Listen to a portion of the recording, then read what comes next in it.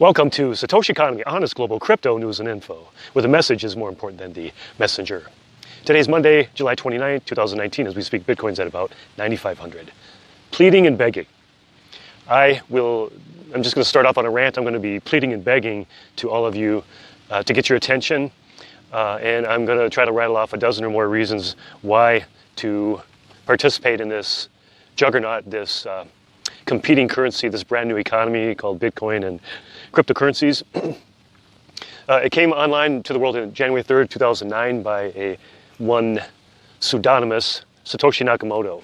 He's a person or a group of people who designed a decentralized, permissionless, low or no cost digital currency, and it's independent of any borders or controls. It has no brick or mortar. It's an internet protocol. Well, it resides on the blockchain technology, which is an internet protocol upon which Bitcoin resides. A simple way to describe it is kind of like the internet with email being the first application. Well, the blockchain technology is an invention, and Bitcoin is the first application on top of the blockchain technology. So the millennials, Generation Z, and this generation is presently receiving, well, there's going to be billions and trillions of dollars transferring from baby boomers into the hands of this late generation. And these people will be the ones making decisions about our money and what our money will evolve into. I mean, that's one great reason why to consider it. Another reason is people who have been traditionally invested into the stock markets, NASDAQ, or a lot of the Fortune 500s. I mean, there is great fortunes to have been made as one would have been invested in them over years and decades, and taking advantage of the compounding power of interest. Albert Einstein said that was one of the greatest powers, or the greatest power in the universe. It's powerful beyond what we think, because the power of compounding grows exponentially, and our minds naturally think more like mathematically on a line basis, whereas exponentially it just shoots up like that. So there is a not so well known phenomenon called the rule of 72, and we all ought to know what that is. And what it is you take an interest rate and you divide it into the random number 72, and you get the number of years for an investment to double. So if you have $1,000 in an investment that is getting 12% interest per year, 72 divided by 12 is 6. It will take 6 years for that investment to double. And that's right about what the stock market, dead center of the national average, has achieved over time, since its inception. So if someone if all they invest is $1,000 at age 18, it'll double by 24, and then double at 30, 36, and so on. And so by the time someone is, say, 60 years old, it doubles, I think, what about 7 or 8 times? So it's 2, 4, 8, 16, 32, 64, and say 128. So $1,000 could potentially become $128,000. So our minds, as I mentioned, we don't think that way. We think, oh, well, it might become 12,000. Well, it's way beyond that. But I wanted to touch on the point of traditional investing, what most of us have been used to. Of course, Bitcoin and cryptocurrencies were not even available before 2009. So it's a juggernaut and a brand new economy, a brand new way of investing on the digital economy. But people who have been entrenched in the traditional system very rarely would even consider going into a new economy, because understandably they're used to what they're used to. And I get that, it makes sense. And I also understand that naturally we would not invest in something that we don't understand.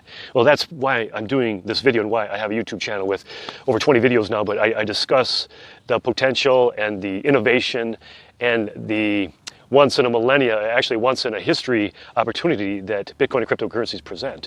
In the Satoshi white paper, he makes a statement that why not get some, and I'm paraphrasing a little bit, but he says, why not get some just in case this thing really takes off? And when they first started to see true value, the first transaction of value that was done with 10,000 Bitcoins bought 2 pizzas. That was the first transaction. So try to do some quick math here. 10,000 Bitcoins, it's worth about 10,000. What is that, a billion? 10,000 and plus 4 zeros, 100,000 million. It's worth 100 million, I think. So, but moving on, whether I'm right or not on that, the point is that ever since then, there's been maybe 7 years since that first transaction. Now we have one Bitcoin is at $10,000 approximately. Now it's been dipping below that, and where we are in the evolution of this is in America there's about 1%. No, they say that about one article I saw estimates that about 8% of Americans own a cryptocurrency. But as far as adoption, we're really in globally in like a 1% range of participation, meaning that of course we're just in the infancy stage. It's just beginning to take, it's going to start taking off exponentially. And the point I was trying to make there was that right now may be the last time that Bitcoin can be had for under $10,000. Now, all of you who listen to the mainstream, lamestream, fake stream, CNLSD media, ABC, NBC, CNS, LSD, CNBC, all the mainstream. I mean, have you Googled the stuff lately? Have you taken a contrarian view on some of this lately?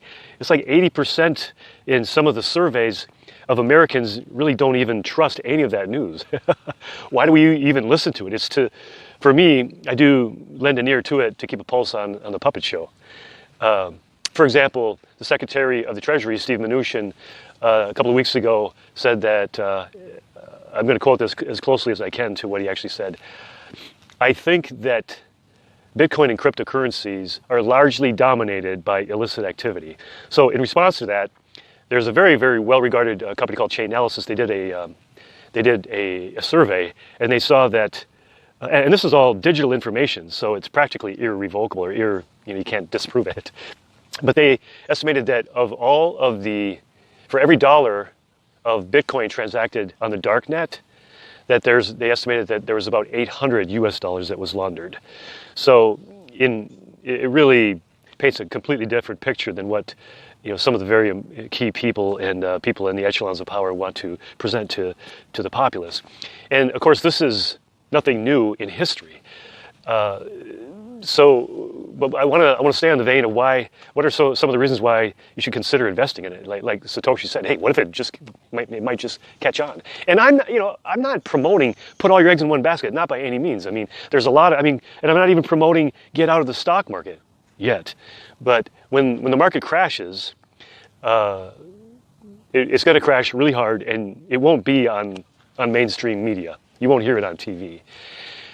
We have, I believe it's $16 trillion of negative yielding bonds, and the bond market is essentially what props up the banking culture and the lending culture, the fractional reserve lending scheme and design that we have in America, which has been copied in virtually every country on earth today.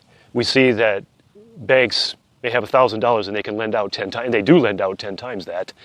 And so when all these things come to roost, some of the things that are coming to fore are the SWIFT system, which is a cross-border exchange system of information and cross-border payments between countries. That's been that was implemented in 1974, I believe, and there's over 200 member nations that use that system to transfer billions and trillions of dollars. Well, last week, Japan announced that they are beginning to develop a digital currency system for cross-border payments that will stand in complete opposition or in competition to that. So this is very, very huge. We have the IMF has countries coming to them, the International Monetary Fund has companies coming to them saying they want to use a financial instrument using Bitcoin as bonds. Tunisia, Afghanistan, and I can't remember the other nation offhand, Turkey, I believe it was, went to the IMF and said they want that. So nation after nation in the last few weeks, Turkey was one, Palestine, Iran, they've all said they want to make their own digital currency.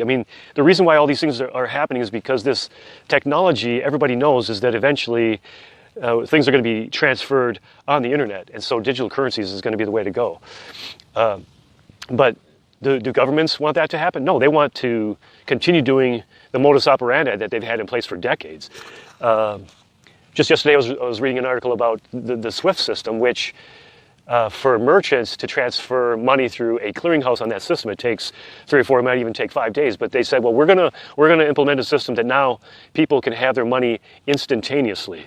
But hang on, we're just getting opinions right out there, and we're gonna look at that in a year or two. I mean, in a year or two, they could implement these systems so that they can be updated like within weeks or months.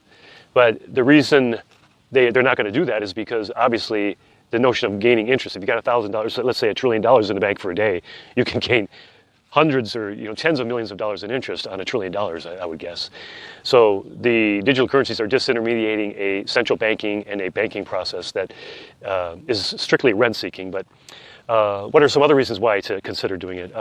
The one interesting thing is that the lows, I mean, Bitcoin, a lot of people say, oh, it goes up and it crashes. You're going to lose all your money. Well, what happens is that, like in 2016, it was at in May of 2016, it was at 500 or 600. Then it went up to about 1,200, crashed back down to 600. That's 50% drop. And then in December of 2017, it went, in January of 2018, it went to almost 20,000. Then it crashed down to 3,000. Well, the 3,000 is way higher. That's a low, but that's way higher than the previous high.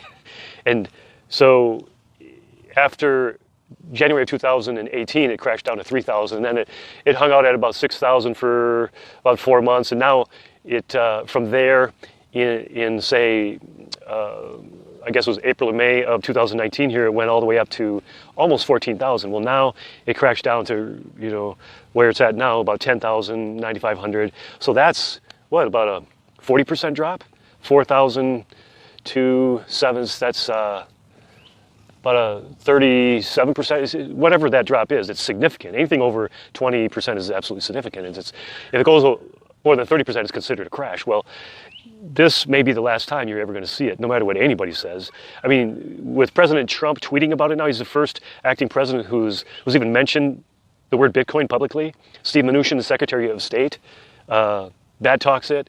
All of the central banks speak poorly about it. Well, the populace, especially with so many contrarian viewpoints and other researchers that are independent, giving out all kinds of data and thought out there, that this is a way different culture than it was 20 years ago.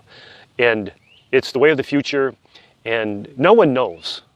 But I'm just pleading and begging for you to consider. A way that you can participate in the economy is to just go on Coinbase. Now, I don't recommend that you use Coinbase to hold your cryptocurrency. The most important thing here is with digital currencies, when you purchase them, you get a private key, which is secret, and then you get a public key, which you use to transact on the internet. What you want to do is purchase some and then take it off of the internet.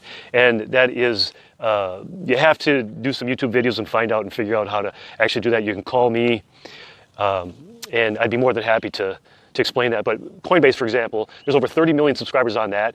There's approximately 16 Americans who are on Coinbase. The nice thing about Coinbase, of all of the money that they take in, they only keep about 2% of it on the internet. So in other words, 98% of it is unhackable. If it's on the internet, anything on the internet can be hackable. So 2% of the money is hackable, but I understand that Coinbase has insurance on that 2% that takes care of, I think, most of it, maybe even possibly all of it if it was ever hacked. So essentially, it's a pretty good way to have your money. But Coinbase is you have to give your front and back of your government ID address. It's because of AML and KYC, anti-money laundering, and know your client rules and regulations on it. And that's all fine and good. But you can go there. You can purchase offline wallets. The three most popular that come to mind are Trezor, Trezor. Gosh, I'm sorry, I can't remember. Look in the show notes for that. They're from like $70 to a couple $100s for that. It's a great way and a very efficient way to secure your holdings. But I didn't get all the way up to a dozen points, but I'm just pleading and begging. Consider something like Satoshi said. What if this takes off? I mean, it could still go 100x. In 5 to 10 years, it could go 1,000x. Who knows? But I appreciate your attention. Please, click on the blue planet and consider finding out more about Bitcoin and cryptocurrencies so you can make an educated decision on whether or not you should participate in an economy that gives sovereignty to citizens of the world like nothing else in the history of mankind. Until next time, I wish you success and peace. Thank you very much for listening. Thank you.